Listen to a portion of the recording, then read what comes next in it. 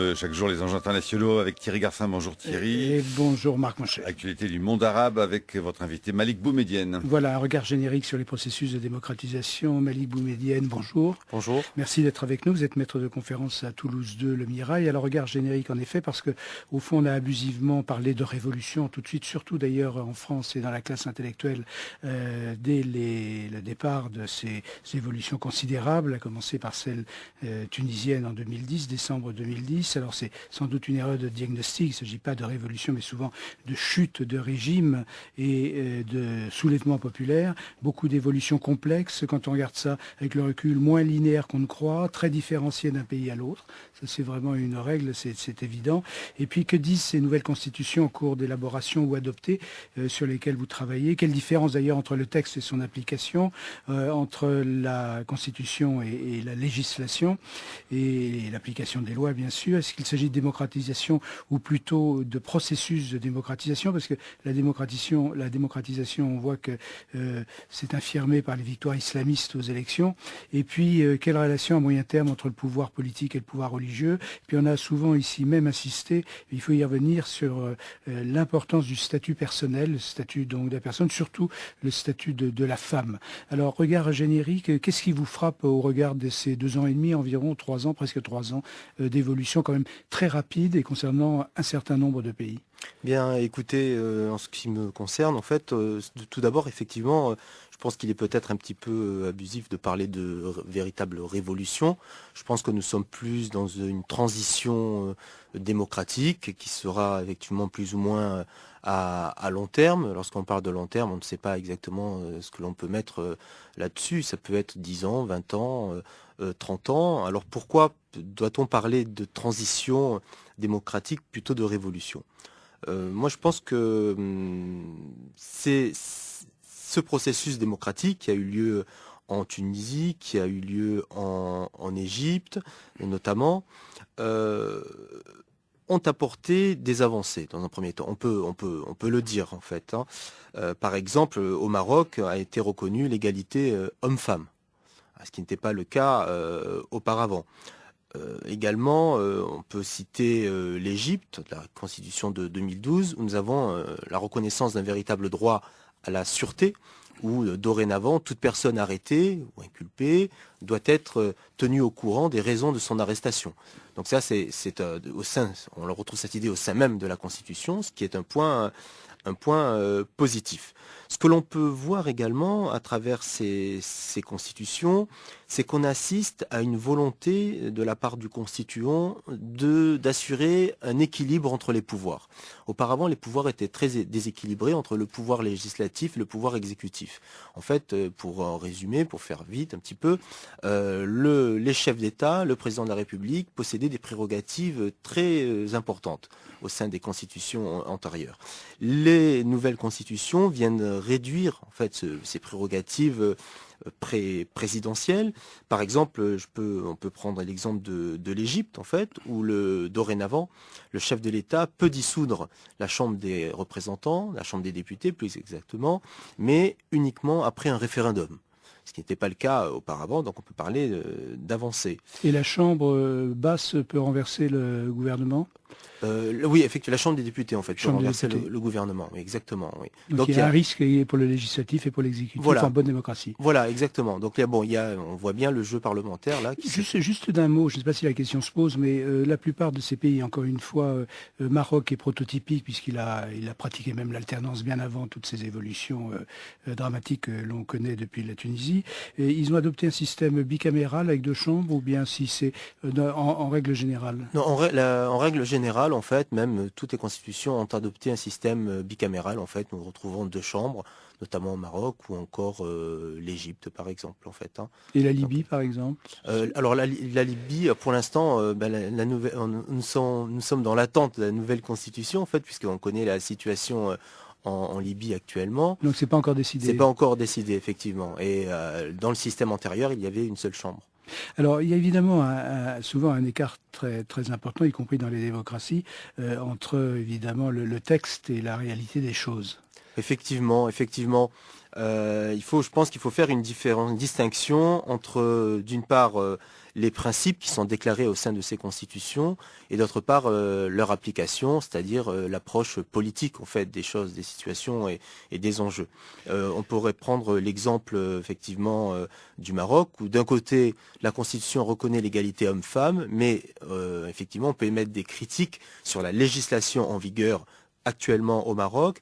Par exemple, pour la question de l'héritage, il faut savoir que la femme a le droit à la moitié de l'héritage de celui de l'homme. Donc il y a une égalité à ce niveau-là. Autre exemple concernant la mise en pratique, ça concerne la liberté d'expression. La nouvelle constitution égyptienne reconnaît la liberté d'expression, donc elle la reconnaît explicitement.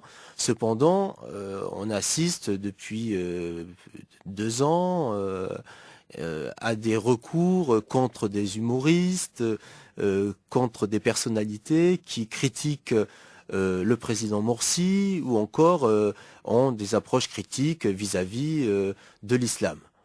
Donc, quid de la liberté d'expression dans ces cas-là?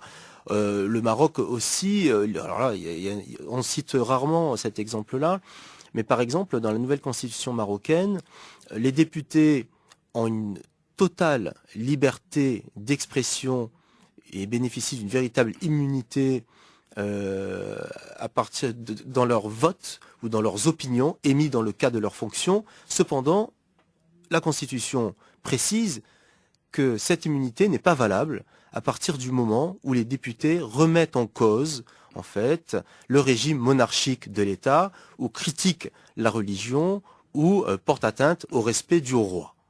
Donc, c'est assez révélateur non pas de contradiction, mais en tout cas de limites inhérentes au système. Effectivement, d'un côté on déclare, on pose des principes, de l'autre côté, en fait, il y a quand même, je vois, certains verrous, certaines barrières, et c'est pour cela que l'on peut parler non pas de révolution, mais de transition démocratique, puisqu'il y a des verrous, je pense, à faire sauter dans l'avenir, en fait. Alors là, comment pourrait-on dire, à la place du religieux ou du pouvoir religieux ou même de la loi islamique dans ces constitutions, parce qu'on a dit à un moment donné qu'il n'y avait rien de nouveau sous le soleil en Égypte, puisque déjà l'ancienne constitution, d'avant les événements, inscrivait, si mes souvenirs sont bons, la charia d'une façon ou d'une autre à avoir, mais dans le texte fondamental.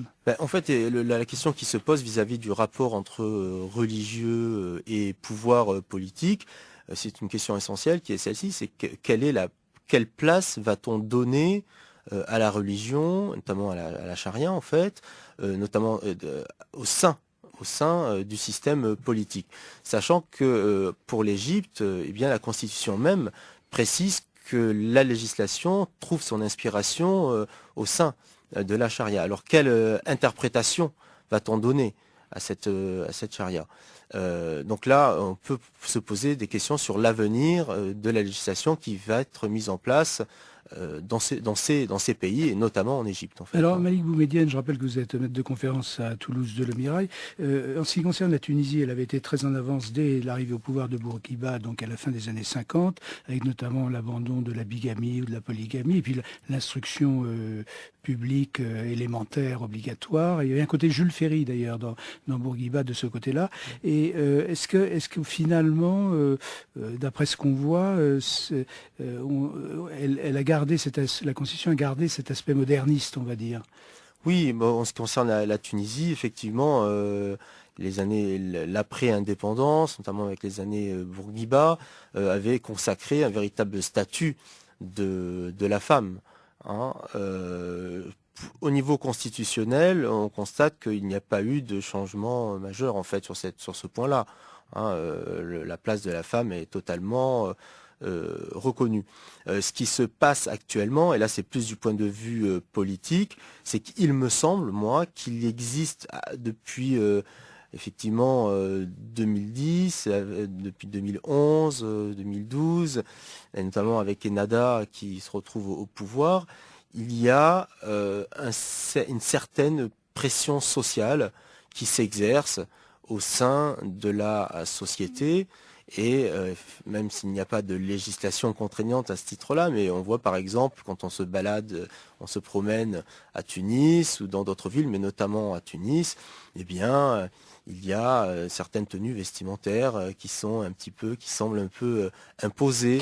Est-ce que vous êtes d'accord en tant que juriste pour dire qu'au fond, les choses les plus importantes dans les 20 ans, 30 ans à venir, mais ça passe vite, 20-30 ans pour une société, c'est la question du statut de la femme, c'est-à-dire la femme est au centre même de l'esprit des lois. Oui, mais je pense que, effectivement, je pense que le curseur de la place de la femme dans une société... Ça vous paraît essentiel quand même? Oui, c'est essentiel dans une société démocratique. Dans une société démocratique, ne peut pas laisser de côté une partie de sa population en mettant en place ou en laissant perdurer des discriminations sur la base du sexe, hein, me paraît-il. Donc il y a beaucoup de progrès à faire concernant cette question-là, mais que ce soit en Égypte, que ce soit en Tunisie, que ce soit ou encore que ce soit en Libye, par exemple, ou que ce soit en Syrie notamment. Le fait que la Libye ait été traversée par une guerre civile, ce qui est le cas aussi évidemment, qui n'est pas terminé en Syrie, le fait que la Libye donc relève d'une guerre civile, est-ce que ça complique beaucoup la rédaction d'une constitution?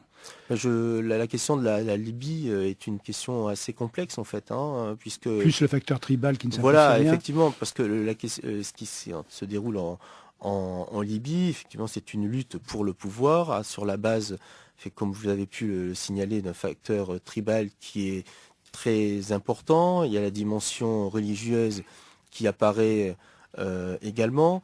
Et donc, la future constitution libyenne, quelle qu'elle soit, va apparaître comme une rupture totale par rapport au système antérieur qui...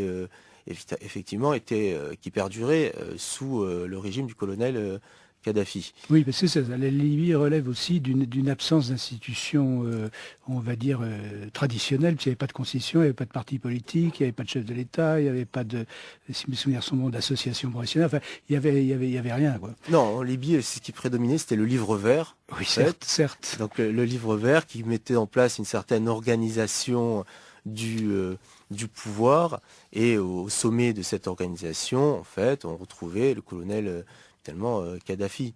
Hein, regard générique, juste d'un mot, toutes ces constitutions, au regard des prochaines années, des 10, 20 prochaines années, sont des constitutions provisoires, vraisemblablement. Moi, il me semble, dans toute transition démocratique... On va dire intermédiaire. Oui, le renouveau constitutionnel auquel on assiste actuellement. Il s'agit que d'une étape sur le long chemin de la reconstruction politique de ces régimes, et je pense qu'il faudra pas, effectivement, il faudra pas s'étonner que de nouvelles révisions constitutionnelles apparaissent afin de renforcer les droits, afin de se moderniser et de tendre, effectivement, ce qui est notre souhait à tous, de tendre le plus possible vers la reconnaissance de droits fondamentaux, non pas seulement constitutionnels, mais également pratiques, politiques, à travers une législation effectivement d'application. Merci beaucoup donc Malik Boumedienne, merci d'avoir été en direct avec nous. Vous êtes maître de conférence à Toulouse 2 Le Mirail, et puis demain nous parlerons des États-Unis, mais dans leur relation avec l'Afrique subsaharienne, à propos du voyage en Afrique subsaharienne du président Obama dans 3 pays. Notre invité sera Vincent Michelot. Merci Thierry Garcin. À demain 6h59.